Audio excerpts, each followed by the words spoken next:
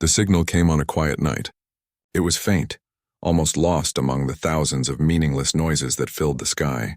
In the deep space listening stations on Earth, a young technician noticed a strange pattern flicker across the monitors. At first he thought it was static or an instrument glitch, but the pattern kept repeating. It wasn't random. It carried rhythm, sequence, and most importantly, intention. Someone or something was trying to say something. He called his supervisor, who stared at the data for several minutes without a word.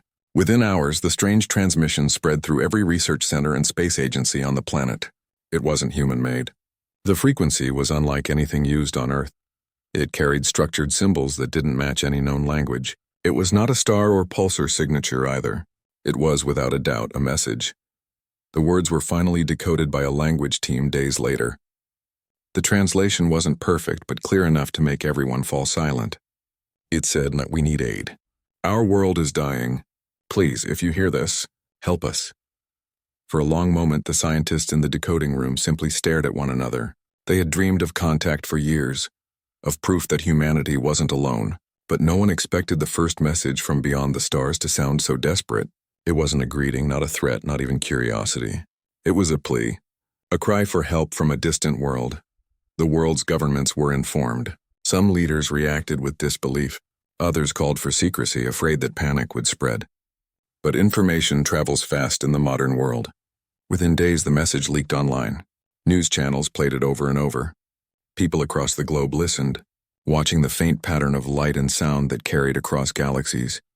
And for the first time, humanity realized someone out there was suffering. There were debates everywhere, from TV panels to street corners. Was it real? Was it a trap? Could it be a clever hoax? But the scientific community stood firm.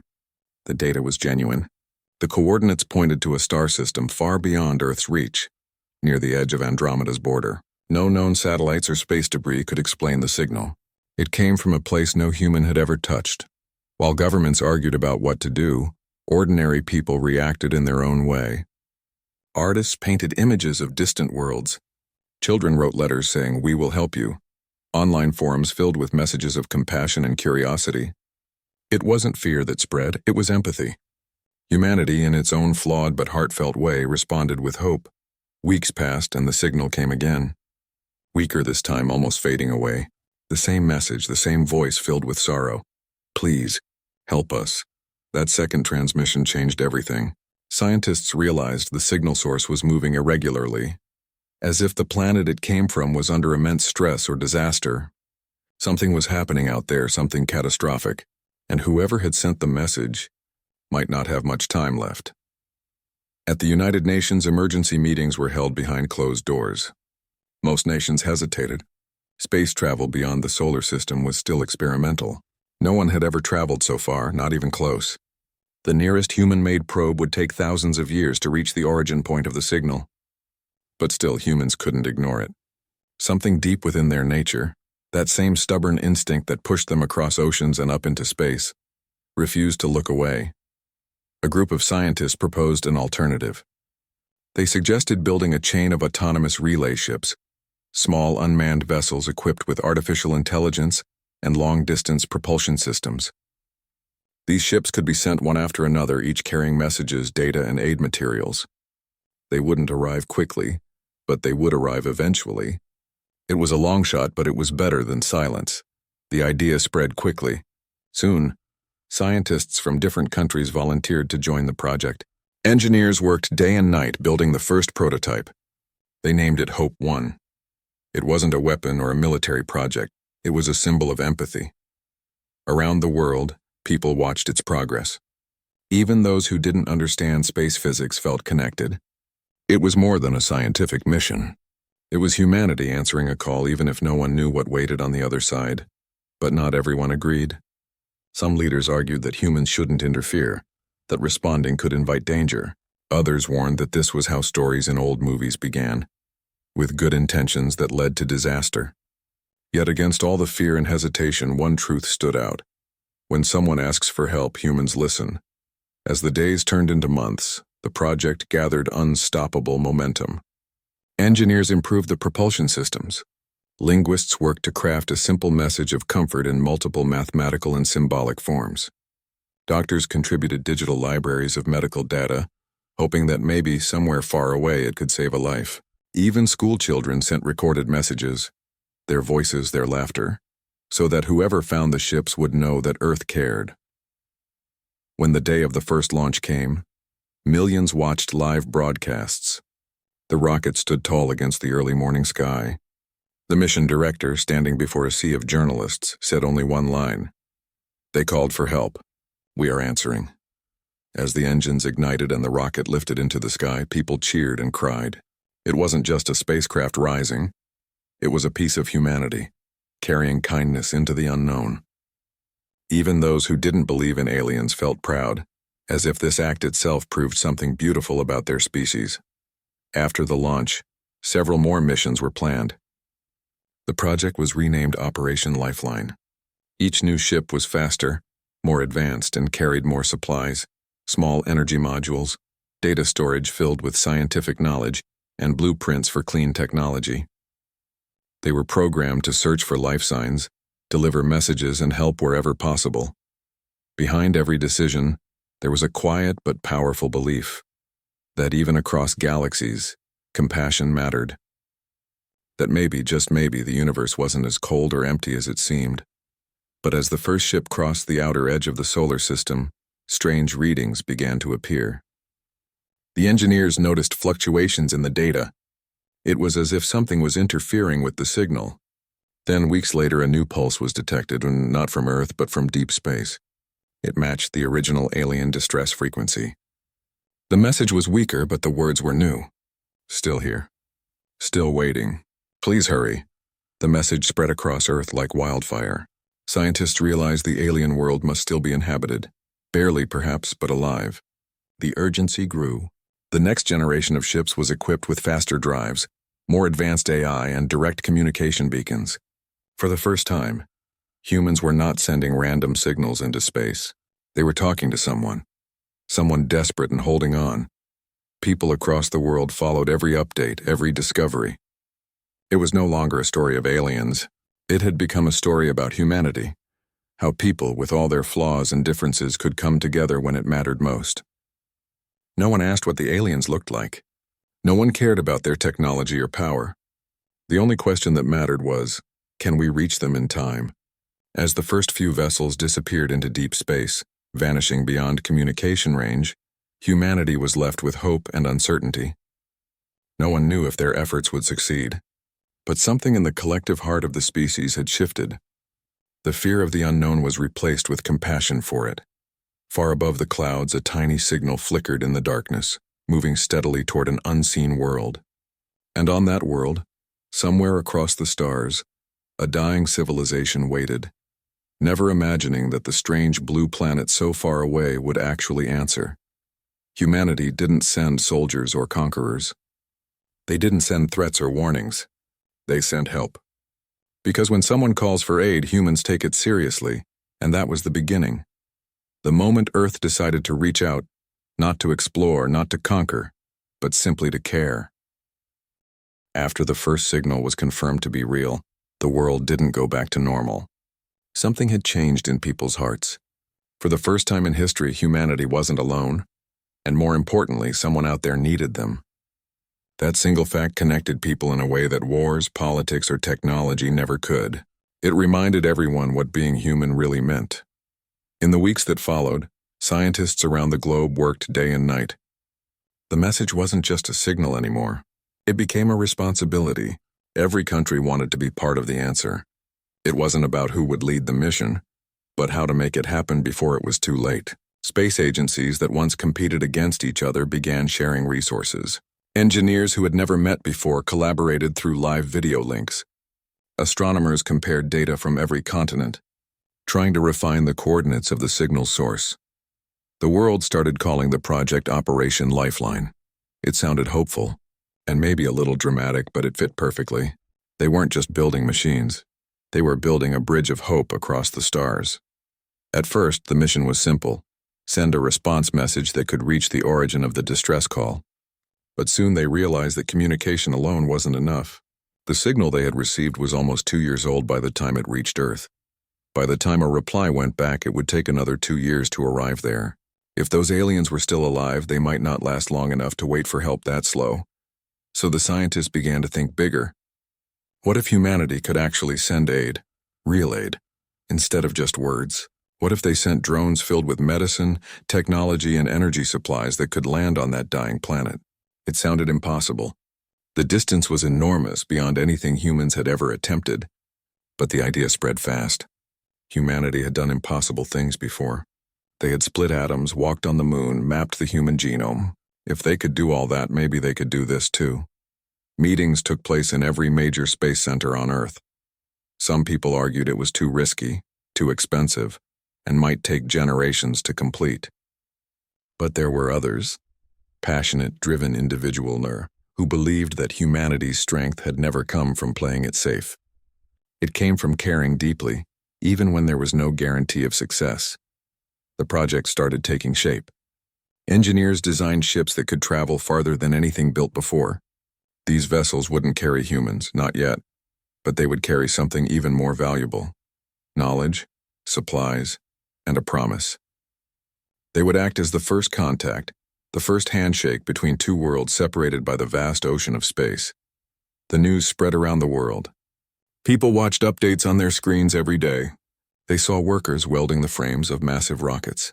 They saw scientists sitting in labs surrounded by blinking monitors and glowing blueprints. They saw children visiting museums where models of the new spacecraft were displayed.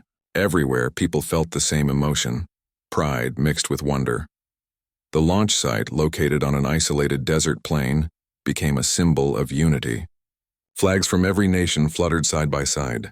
There were no divisions of race, religion, or politics there. Just humans working together for something larger than themselves. They called the first ship Lifeline 1. It would be followed by others, each carrying new improvements, stronger propulsion, and more advanced data cores. Before the first launch, a quiet ceremony was held. A few hundred people stood before the rocket as the sun rose over the horizon. The mission director spoke softly, his voice trembling slightly as he looked up at the massive ship. "They asked for help," he said, "and we're answering. That's who we are." There was no applause, no cheering, just silence filled with respect. Everyone knew this was more than a technological milestone. It was a moral one. When Lifeline 1 finally launched, billions of people watched from around the world. The engines roared, and fire lit up the morning sky. The rocket climbed higher and higher until it became just a shining dot above the clouds. In homes, in schools, and in crowded city squares, people clapped and cried. For once, humanity wasn't divided by borders. They were united by compassion. As the first ship left Earth's orbit, teams on the ground monitored its systems carefully. It was programmed to travel for decades, powered by a fusion reactor and guided by AI designed to make independent decisions. The ship carried a vast library of human knowledge, everything from mathematics and medicine to art and music. It also contained video messages recorded by people of all ages, speaking words of friendship and comfort in dozens of languages. The hope was that if the aliens found it, they would understand that Earth meant no harm. That humanity came in peace and with open hearts. The months that followed were filled with progress and anticipation. New ships were already being prepared, each one better than the last. Private companies offered to help, donating materials and technology. Universities opened new programs to train young scientists for deep space exploration. The movement wasn't driven by money or fame. It was driven by the desire to do something good, something truly meaningful. But not everyone shared the same excitement. Some people feared that responding to an unknown alien species could bring danger. They worried that humanity might be revealing its location to something powerful and unpredictable. Debates filled news channels. Yet despite the arguments, the majority of people believed in the mission. "If someone is suffering," one teacher said during an interview, "you don't turn your back on them just because they're far away. You help them because that's what makes you human." That sentiment spread across the world. Charity organizations raised funds to support space research. Artists painted murals of stars and hands reaching out toward them. Musicians wrote songs inspired by the message from space.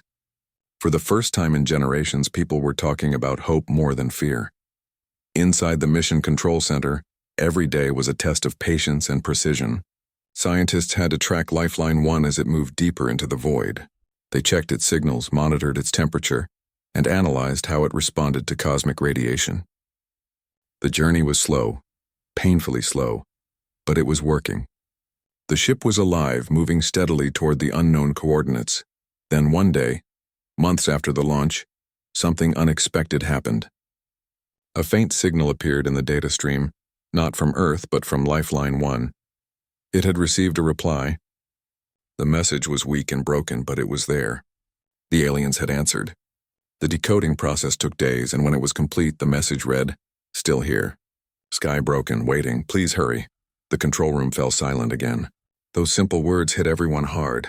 It meant the aliens were alive, still hoping, still waiting for help. It meant the mission wasn't in vain. The engineers immediately began working on faster ships. They developed new engines that could push farther, stronger, and last longer. New communication satellites were launched to maintain contact. It became clear that this wasn't just one mission anymore. It was the beginning of a new era of exploration built on compassion. Months turned into years, but the excitement never faded. The media followed every update, every small success. People celebrated new launches as if they were holidays. Humanity was doing something no species had ever done before, helping strangers from another world. Even though no human had yet seen these aliens, people felt connected to them. They imagined what they might look like, what kind of world they came from, and what suffering they must be enduring. The thought that Earth could make a difference gave everyone hope. It reminded them that even in a universe so vast, kindness could travel farther than light. In a quiet corner of the mission center, a scientist once said to a colleague, "You know what's strange? We might never meet them. We might never even know what they look like. But it doesn't matter. We're doing this because it's right." Those words became the unspoken motto of the entire operation. The story spread beyond science and became part of human culture. Books, documentaries, and films were made about the mysterious message and the world's united response. School children studied the event as proof that empathy could overcome fear. The universe suddenly didn't feel so empty anymore. Somewhere out there, beyond the stars, someone knew that humans cared. And on that faraway world, the one that had sent the first desperate message, faint sensors picked up something new in the sky. A soft light growing brighter. The first Lifeline ship had arrived. Back on Earth, no one knew it yet. They couldn't see the results of their efforts. But they believed. Humanity had done its part, reaching across the stars, proving that compassion wasn't just a word. It was a force strong enough to move worlds. And so the story of Operation Lifeline continued, not as a tale of science fiction, but as a story of humanity's heart. Because when someone cries for help, humans don't just listen, they act. And this time the whole universe was about to find out just how far that kindness could go. Years had passed since the first Lifeline ship left Earth, sailing through the silent sea of space. It was the greatest journey ever attempted by humankind. Not for conquest, not for riches, but for compassion. The people on Earth had built something far beyond metal and wires. They had built a promise, and now that promise was drifting between the stars. The journey was long and lonely. No humans were on board, only the artificial intelligence designed to carry out the mission. But in a strange way, each ship carried a piece of humanity with it. The laughter of children, the songs of old cultures, the images of oceans, mountains, and cities filled with life. Every sound, every word stored in its memory was a reminder of where it came from and why it was traveling so far. In mission control, scientists stayed connected to the ship through faint signals. They couldn't see it anymore, but they tracked its path using data from satellites and telescopes. Every small update felt like a heartbeat in the darkness, proof that humanity's message was still alive. People around the world followed the mission's progress like it was a story unfolding in real time. News channels shared animated visuals of the ship moving farther and farther from the solar system. Children drew pictures of it in school. Artists painted giant murals showing a glowing craft flying toward a dying world. Humanity, for once, had found something that made everyone look up instead of down. The next ship, Lifeline 2, launched a few years later. It was faster and smarter, equipped with better propulsion systems and improved communication tools. It also carried something special. Small capsules filled with seeds, bacteria, and DNA samples, just in case they could help rebuild life on the alien planet. Scientists called it a gift from one world to another. As the fleet of lifeline ships moved through space, they sent back breathtaking images. They passed through dust clouds that shimmered like gold, and near dying stars that glowed deep red like fading embers. They witnessed comets breaking apart in slow motion and saw colors no human eyes had ever seen. Every picture that returned to Earth reminded people how small and fragile their planet was, yet how powerful their kindness could be. Meanwhile, the message from the aliens came again. This time it was even weaker, almost broken apart by cosmic interference. The words were difficult to translate, but one part stood out clearly. We still wait.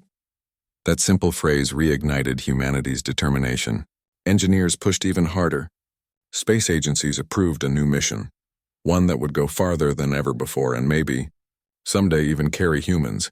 In a secret testing facility, scientists worked on a new kind of spacecraft called the Horizon. It wasn't just designed for speed. It was built for survival. It could travel through radiation fields, navigate asteroid belts, and repair itself using onboard nanotech. The idea was that the Horizon would follow the lifeline ships and, if possible, reach the alien world within a single human lifetime. But building it wasn't easy. There were disagreements, setbacks, and countless failures. Yet every time a system crashed or a design broke apart, people came back the next morning to try again. They weren't doing it for fame anymore. They were doing it for the unknown voices who had cried out for help. During that time, Earth itself began to change. The mission had inspired people to look at their own planet differently. Environmental programs expanded, new technologies were developed to clean the air and oceans, and conflicts between nations began to ease. Humanity realized that if they could care so deeply for strangers across the stars, they could also take better care of each other. Years passed, and finally, the day came when the Horizon was ready. It wasn't huge or flashy. It was sleek and simple, built purely for endurance. It carried drones, rovers, and thousands of data packets filled with knowledge and care. When it stood ready on the launch pad, the whole world watched once again. People didn't cheer as much as they did the first time, then they watched in quiet awe. Everyone understood the weight of what was happening. Humanity was about to cross the final boundary of exploration, not out of ambition, but out of compassion. The engines roared to life, and the sky lit up as the Horizon left Earth behind. It was humanity's boldest step yet, a bridge stretching across the endless black between worlds. As it left orbit, the control team watched its beacon blink, a steady rhythm like a heartbeat. For the first time in centuries, humans didn't feel alone in the universe. Weeks turned into months, months into years. Inside the Horizon, the AI stayed awake, calculating, navigating, and recording. It wasn't alive in the human sense, but it carried memories of humanity, its voices, dreams, and promises. It transmitted daily updates back to Earth for as long as it could, though the distance made the delay longer with each passing year. A simple signal received might take months to return. Back on Earth, people aged, generations grew up, and technology advanced. Yet the mission never stopped. The story of Operation Lifeline was taught in schools, told in films, and remembered in songs. It had become part of human culture, a symbol of what people could achieve when they cared beyond themselves. Decades later, when most of the original team had retired or passed away, a new generation of scientists took over. They received a transmission one morning, weak but unmistakable. It came from the Horizon. At first, no one believed it. The distance was too far, the time too long. But when they decoded the message, it was clear. The ship had arrived. The coordinates matched the source of the original distress signal.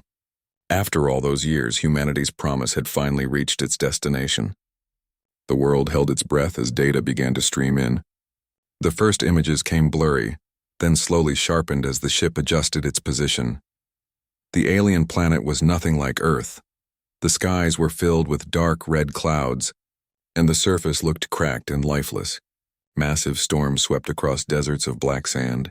There were remains of tall skeletal structures, cities perhaps, standing half-buried in dust. It looked like a world that had once been full of life, now reduced to silence. But then the ship detected movement. Faint energy readings, heat signatures, life. It wasn't much, but it was there. Small shelters, faint lights flickering in the ruins. The AI adjusted its sensors, scanning carefully. It sent a signal in the same frequency as the old distress call. For hours there was no response. Then suddenly the ship received one. A single word appeared on the screen. Here. On Earth, mission control erupted into tears and applause. After all the years, all the distance, someone was still there to answer. The AI sent a data burst containing messages, information, and images from Earth. Oceans, forests, mountains, cities full of people smiling and waving. It also transmitted a video of a human voice saying, "We heard you. We came to help." There was a long pause before the next message arrived from the alien world. It was difficult to translate, but the meaning was clear. "You came?" It was the first true conversation between two intelligent species in history. And it wasn't about science or technology. It was about survival, kindness, and connection. The ship began releasing small drones to explore the planet. They captured images of the alien beings, tall, slender creatures with pale, translucent skin that glowed faintly in the red light of their world. They moved slowly, weakly, but their eyes, large and bright, reflected relief, maybe even disbelief. They had called for help, never expecting anyone to answer. But the humans had. Data showed that the planet's atmosphere had been collapsing due to a chain of environmental disasters. The aliens had tried to save it but failed. Now, with the human drones' help, they began rebuilding small sections of their environment, purifying air, generating energy, and reintroducing life where it was lost. On Earth, when the news broke, people wept openly. The world that had once sent a desperate cry into the void was alive again, thanks to human compassion and persistence. It wasn't just a scientific victory, it was proof of something much deeper. Proof that empathy could travel across light years. The mission didn't end there. Humanity continued sending more ships, more aid, and more knowledge. They never asked for anything in return. The alien world slowly began to heal, and communication between the two species grew stronger. They couldn't speak face to face yet, but they understood one another in the simplest and purest way, through acts of kindness. Back on Earth, as people looked up at the night sky, they didn't just see stars anymore. They saw friends, distant lives connected by compassion. The universe suddenly felt smaller, warmer, more human. And somewhere in that infinite dark, the horizon continued to orbit the alien world, a silent witness to one of the greatest truths ever discovered, that even across galaxies, kindness never gets lossy. When the first human ship arrived in orbit around the alien planet, the entire world watched with hearts racing. For generations, humans had dreamed of meeting life from another world. But no one expected that the first real contact would happen like this, not as explorers or conquerors, but as helpers answering a desperate cry. The ship's cameras showed a planet in pain. The ground was dry and broken, the skies thick with red dust, and the wind never stopped blowing. Huge structures lay half buried in the sand, like bones of a long-forgotten civilization, yet here and there faint lights still glowed. Those tiny flickers of hope were signs of life. The scientists on Earth could hardly believe it. Their signals took months to travel across space, but when the images finally arrived, people cried, smiled, and gasped in awe. After all those years, after all that waiting, someone was really there. Humanity hadn't sent their kindness into a void. It had reached real beings who were still alive. The drones from the human ship began descending slowly through the thick atmosphere. They carried oxygen generators, food synthesizers, and environmental scanners. They were built to adapt, to learn, and to communicate without harm. As they touched down on the alien surface, the dust swirled around them like smoke. For a long time, nothing moved. Then from behind a broken wall, a small group of tall, thin figures appeared. Their skin was pale and faintly glowing, and their movements were slow, cautious, almost fragile. The drones projected holograms of Earth, oceans, forests, mountains, and humans smiling and waving. They played the voice message that had been recorded years ago. "We heard your call. We came to help." At first, the aliens didn't move. They simply stood there staring at the holograms with wide eyes that shimmered like glass. Then one of them reached out, touching the light with trembling fingers. A faint sound escaped their mouths, something that was part whisper, part sob. They had believed their message was lost forever. Their world had been dying for decades. Their resources had run out, their cities had fallen, and their sky had turned against them. The distress signal they had sent into the stars was a desperate last act. They never thought anyone would answer, but humans did. On Earth, scientists struggled to understand the alien replies that slowly came back. Their language was made of complex tones and glowing symbols. But even without perfect translation, the emotion was clear: gratitude, disbelief, and hope. Soon both sides began learning from each other. Human linguists worked tirelessly to decode the alien patterns. The aliens, though weak, began sending visual messages showing what had happened to their world. They showed rivers that had once flowed bright blue now turned into black dust. They showed great cities that had fallen silent, their people forced underground to survive the toxic air. And they showed themselves, fewer than 1 million left, struggling each day to stay alive. For humans, it was heartbreaking, but it also made their resolve stronger. More ships were sent, carrying massive cargo pods filled with advanced environmental tech, filters to clean the air, machines that could restore soil nutrients, and small sun generators to bring light to dark places. The aliens watched in silence as human technology began to work. The air slowly cleared in certain regions. Plants, tiny but green, began to appear where the dust had ruled for centuries. Drops of rain fell again after years of drought. One day, the aliens sent a new message. It said, "You fix sky. You bring back breath. Who are you?" The humans replied through the AI system. "We are from a small world called Earth. You asked for help, so we came." That simple exchange marked the true beginning of their relationship. It wasn't about trade, power, or discovery. It was about compassion. Two species completely different, yet bound by one shared understanding of suffering and kindness.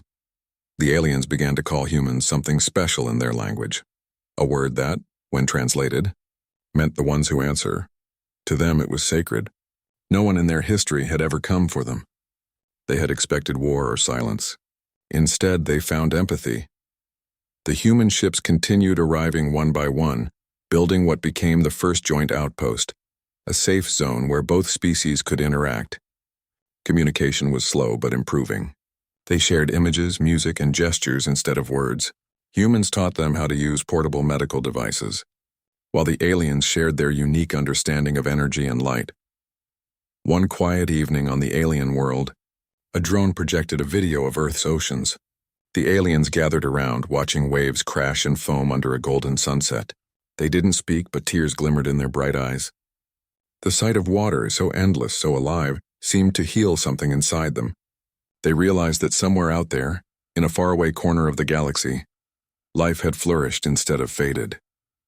The humans, watching from millions of miles away, felt something similar. They saw how fragile these beings were, how much they had lost and how much they still hoped. It made humanity reflect on their own planet. They began to understand that kindness was the strongest force they possessed. Not weapons, not technology, but the will to care. The cooperation between both species became more organized over time. The aliens built shelters above ground again, helped by human designs. They learned to use the seeds that Earth had sent. Slowly, green patches began to spread across their gray soil. For the first time in generations, their people walked under an open sky without fear. One alien leader, whose messages were often broadcast to Earth, said something that moved billions of humans to tears. We thought stars were silent. But one star spoke back, and it was kind. Those words were repeated everywhere and in classrooms, newspapers, and even carved into monuments. Humanity realized that this was not just about helping another species. It was about proving who they truly were. Months passed, and the communication between the two worlds grew smoother. The aliens began to ask about Earth, about its history and people. They were amazed to learn that humans had also faced wars, hunger, and destruction, yet had always rebuilt, always moved forward. They said that humans carried something rare, the ability to find light even in their darkest hours. Human scientists replied humbly, saying, "Maybe we learned that from our own world. Earth was never easy, but it taught us to survive and to care for others." That line became a symbol of humanity's spirit. Across galaxies, the message of the Death Worlders, or as some aliens called humans for their toughness, began to spread. But it wasn't said with fear. It was said with respect. Even though the aliens were recovering, they often expressed guilt. They said they didn't deserve such kindness, that they had caused their own downfall. But humans always replied gently, "Everyone makes mistakes. What matters is what we do after." In time, the alien world began to heal more visibly. The sky turned lighter, the winds softened, and new life began to grow. The humans didn't stay to control or claim anything. They simply guided, helped, and left behind the tools for self-recovery. When the last Lifeline ship prepared to leave orbit, the aliens sent a message filled with emotion. "We will remember you in our sky. When we breathe clean air, we will think of you." The crew back on Earth watched the transmission in silence. There was no victory speech, no celebration, just quiet pride and tears of relief. They had done something that no war, no technology, no government had ever achieved. They had built peace and friendship across light years, not through power but through kindness. Back home, humanity changed forever. People began to look at the stars differently. The night sky wasn't just a collection of distant suns anymore. It was a map of connections, of lives waiting to be discovered. Children grew up wanting to be part of Operation Lifeline. Artists painted the story, and writers told it for generations.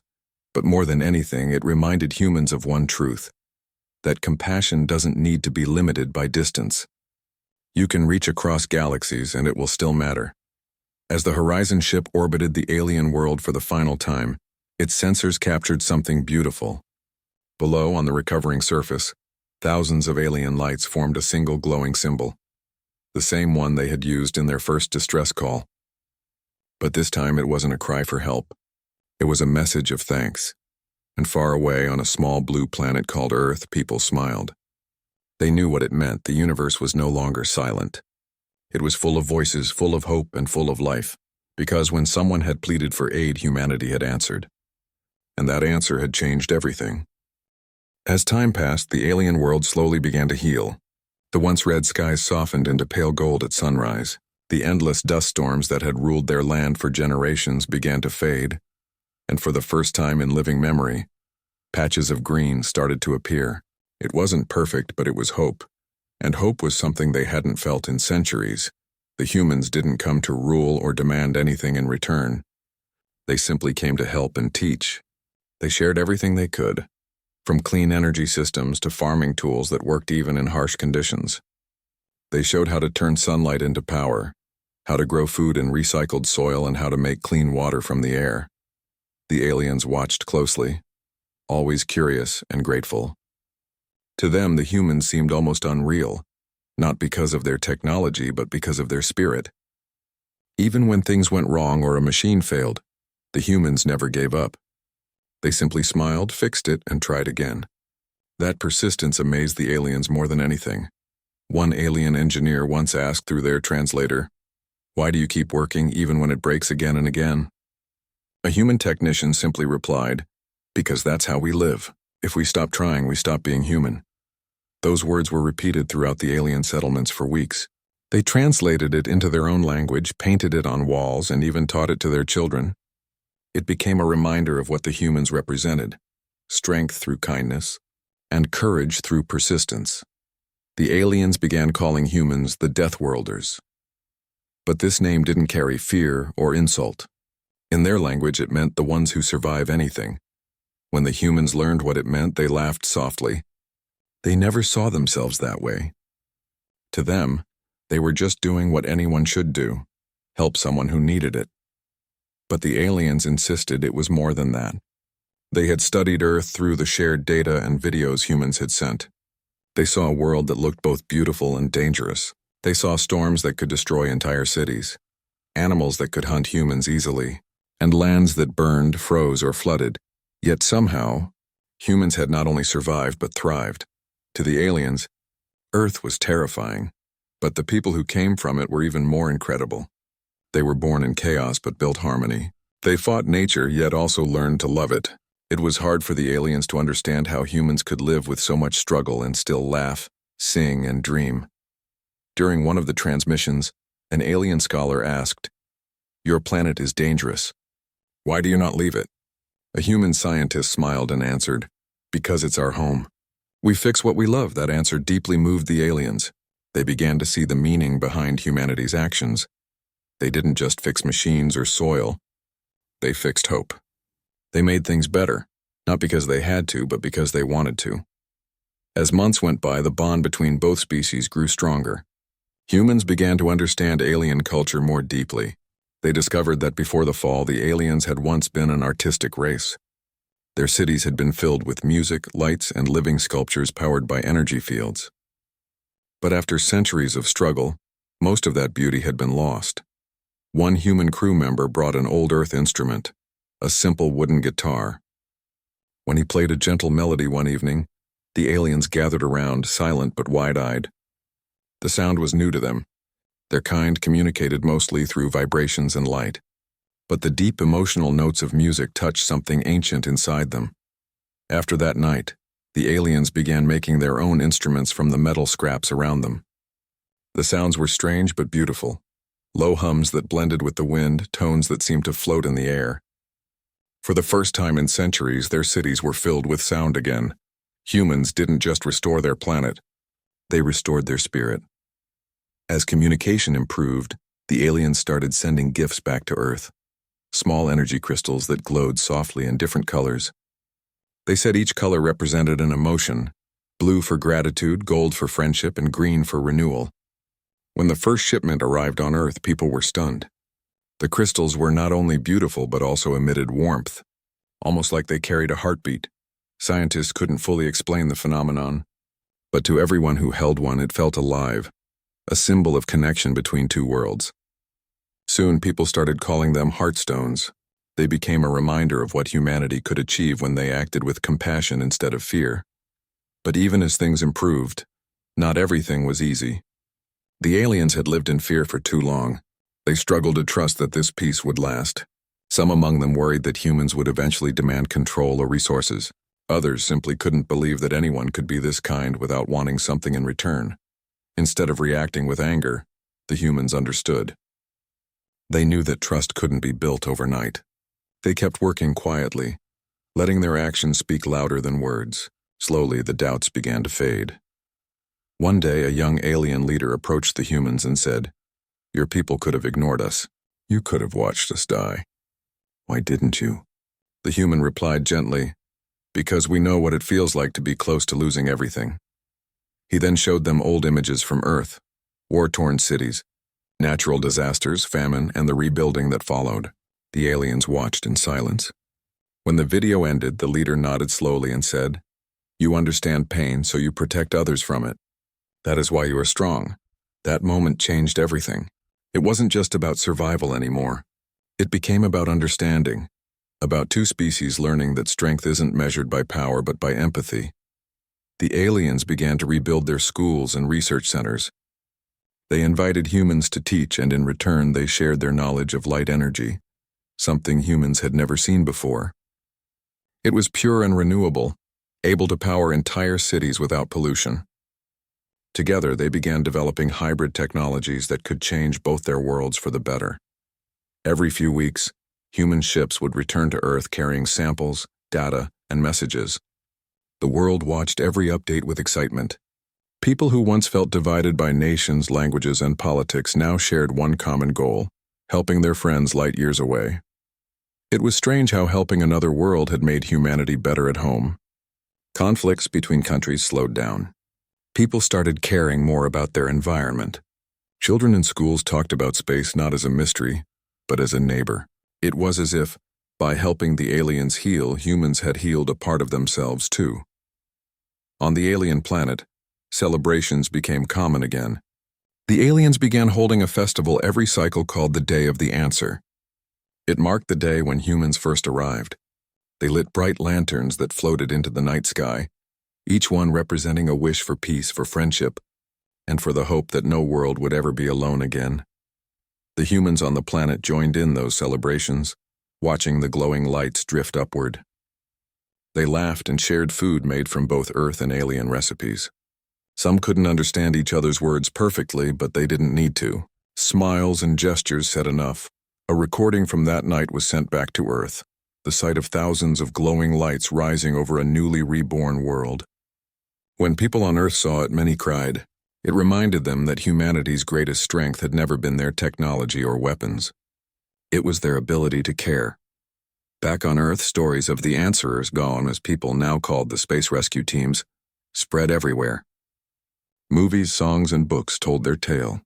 But behind all the fame and attention, the real heroes remained humble.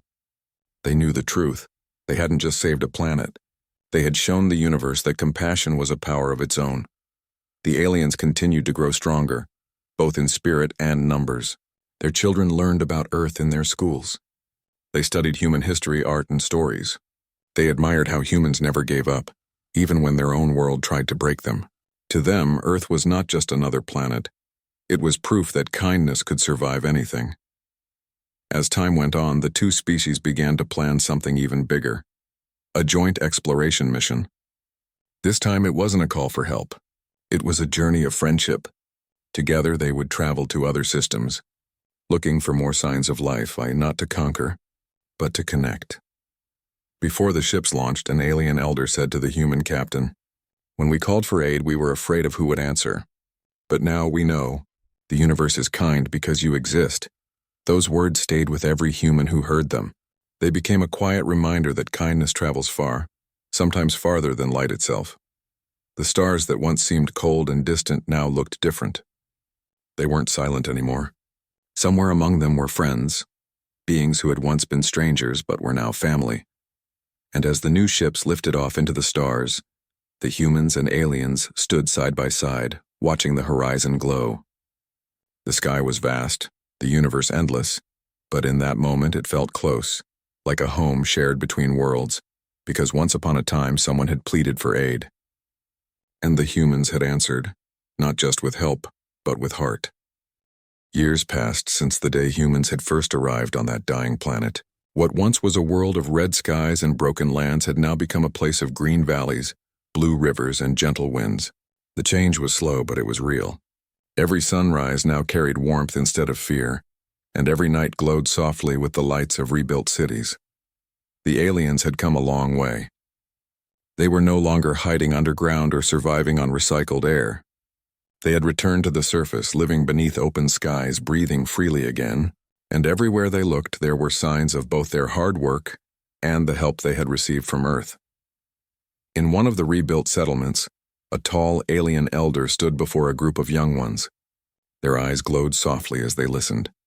The elder spoke about the day the humans came, the day the stars had answered. He told them how his people had sent a desperate message, believing it would vanish into the void, and how against all odds it reached beings who cared. He pointed toward the horizon where a silver structure stood gleaming, a human-built research center. "They came from far away," he said softly, "from a place where life fights hard every day. Yet they shared what they had with us. That is what makes them strong." The young ones listened in awe. For them, humans were more than just visitors, they were legends. They had grown up hearing stories of the strange creatures from the blue world, who smiled easily and never gave up, even when things looked impossible. Meanwhile, on Earth, people still followed every update from their alien friends. What had started as a rescue mission had turned into something far greater. The partnership between the two worlds had changed both civilizations in ways no one had ever imagined. Human scientists learned from the aliens' energy systems, which were far cleaner and more efficient than anything on Earth. In return, the aliens learned about Earth's resilience, how to endure, adapt, and rebuild after hardship. Together, they created new technologies that could restore life to dead worlds. Soon, both sides agreed on a new mission. It was not about saving one planet anymore. It was about reaching others that might be suffering in silence, just like the aliens once had. They called it the Bridge Project. The first ship built under that mission wasn't just human or alien. It was both. Its engines were powered by a mix of human fusion and alien light energy. Its body carried markings from both worlds. The Earth's blue oceans painted next to the alien world's glowing spiral. It was more than a ship. It was a promise. When the day of the launch arrived, both worlds watched together. Huge screens on Earth showed the alien crowd gathered under their bright skies, while the aliens watched Earth's people cheer under the same stars. It was a moment that connected millions of hearts across light years. As the engines roared to life, the entire sky shimmered. The ship rose slowly, its lights reflecting off the clouds. People held their breath. Then, as it disappeared into the upper atmosphere, everyone erupted in applause, not just for the mission, but for what it stood for: unity, compassion, and hope. The first journey of the bridge took it deep into unexplored space. Humans and aliens worked side by side, navigating through regions no one had ever seen. They scanned lifeless planets, asteroid belts, and strange glowing nebulae. For the first time, two intelligent species were exploring not for conquest, but for connection. On one quiet night aboard the ship, as they passed through a field of blue dust that sparkled like fireflies, one of the humans stood by the observation window. An alien crewmate joined him. They didn't speak for a while. They just watched the stars drift by. Then the alien said softly, "Your world gave us life again. How do we repay that?" The human smiled and replied, "By doing the same for someone else." That single sentence became the heart of the mission. Everywhere they went, that was the goal. Not to take, but to give. To find others who might be alone, frightened, or struggling, and remind them that they weren't forgotten. Over time, the bridge discovered small traces of other civilizations, signals lost in time, ruins covered in dust, or silent satellites drifting through the void. Some were long gone, but others showed faint signs of life. Each discovery filled the crew with renewed purpose. They weren't just exploring space. They were spreading kindness into the unknown. Back on Earth, humanity changed in quiet but powerful ways. Borders seemed smaller. Old rivalries lost their meaning. People began to think of themselves not as citizens of one nation, but as citizens of a planet that had reached out and helped another world heal. Children grew up dreaming of joining the next missions. They wanted to see the stars not through a telescope, but through the window of a ship built by two worlds working together. Schools taught about the answerers, the brave teams that had started it all. There were no statues or grand monuments for them, only a single phrase carved in a quiet garden at the Space Union headquarters. We answered the call. On the alien planet, things had also changed. Their cities were alive again, glowing with soft energy and laughter. They had built schools named after Earth cities, New Delhi Academy, Rio Light Center, Cairo Dome, as a tribute to their human friends. They celebrated Earth holidays alongside their own, mixing traditions into something beautiful and new. Every year, both worlds celebrated the Day of the Answer together. Humans released lanterns into the sky, while aliens sent beams of light upward from their cities. The night became a dance of colors of blue, gold, green, and white, blending into the stars above. It was their way of saying, "We are still connected." During one such celebration, a transmission came from the bridge, a message from the ship exploring the edge of known space. The commander spoke, her voice calm but filled with emotion.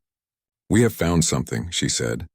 "A world with water, atmosphere, and signs of life. It's weak but real. We're sending a signal to them now." The message spread like wildfire. Across both planets, people stopped what they were doing. They waited in silence, hearts pounding. Minutes passed, then hours. And then finally a faint signal came back, and broken, distant, but unmistakably intelligent. It wasn't in any known language. It wasn't clear or structured, but it carried one emotion everyone could recognize: fear and hope mixed together. Another world was calling for help. The humans and aliens looked at each other across the transmission lines, smiling through tears. It was happening again. The same call that had once changed both their lives. Only now they were the ones answering together. Within days, preparations began for the new mission. This time it wasn't humans helping aliens or aliens helping humans. It was both worlds reaching out as one. The entire galaxy would soon know them not as separate races, but as the answerers. As the new fleet prepared to depart, people on Earth gathered to watch the sky. The night was clear, and the stars shimmered like diamonds. Among them, one small blue planet shone brighter, Earth's sister world, once lost and dying, now alive and thriving. The connection between the two planets had become unbreakable, something deeper than treaties or science. It was family. When the ships finally launched, they left behind trails of light that stretched across the sky like bridges between worlds.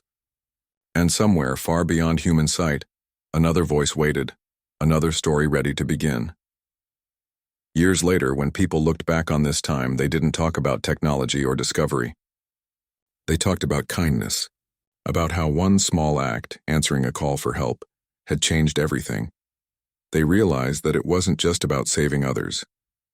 It was about understanding that compassion travels farther than light, that goodness multiplies when shared, and that sometimes the smallest gesture can echo across galaxies.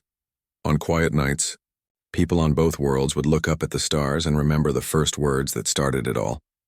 "We heard your call. We came to help." Those words became part of their history, their songs, and their hearts.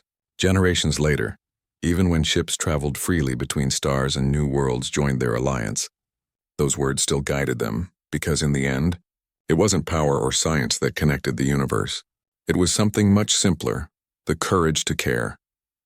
And so the story that began with a desperate message and a simple act of kindness ended not with war or fear, but with unity. The stars, once cold and distant, now carried warmth. The void between worlds was no longer empty. It was full of voices, laughter, and light, proof that when someone pleads for help and humanity takes it seriously, even the universe itself begins to heal.